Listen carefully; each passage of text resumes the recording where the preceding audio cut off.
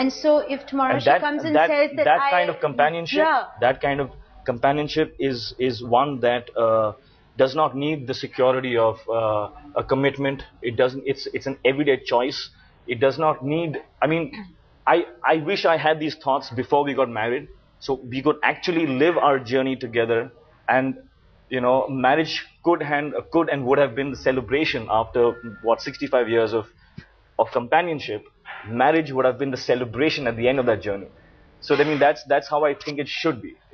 Instead of being security and commitment. But you arrive at this, like this is something that your relationship has evolved to, which is you didn't start off like I this. always had thoughts, and I was I used to watch the world around. I used to watch my friends, and I'm like, what's going on?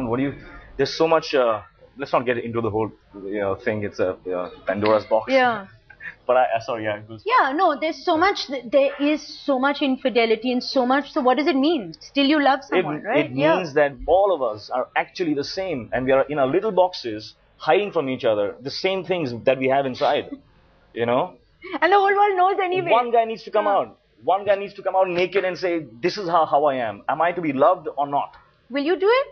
Yeah, eventually I will. Eventually, I can see you working towards that.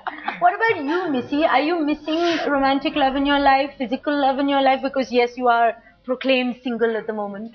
What kind of question is that? Am I missing love in my life? I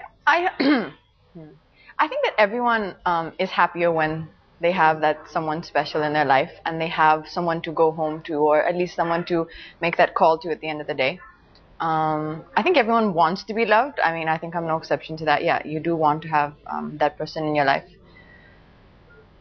Okay, I tweeted about this interview. Of course, my entire inbox was flooded with questions, but two of the most predominant questions for each of you. One was for you, that why are you not working with Katrina anymore, since you had the most sizzling, sorry Katrina, most sizzling chemistry with her. This was one of the most predominant tweets. Well, in fact, we met at a party a few weeks ago, and there is a chance that I'll be working with her again. Maybe next year or something. So let's see. Well, all you guys will be very happy to hear that. And the one for you was that you're working with Salman again, you're working with Ranbir again in Ayan's film, If the Dates Match, etc. Is it awkward to work with people that you have had a personal equation with? Well, I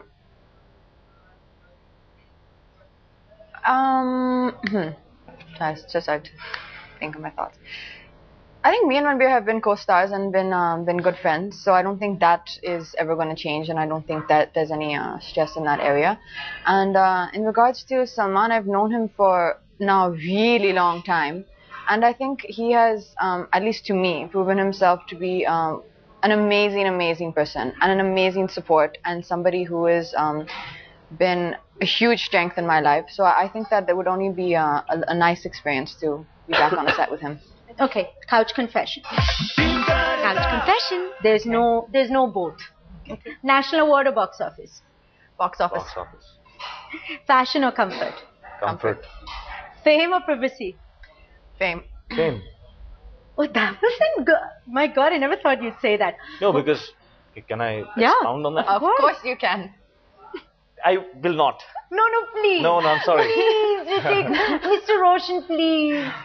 Because I don't think fame has anything to do with your private space. You can create that whenever and however you want. Even in a crowd, you can have your privacy.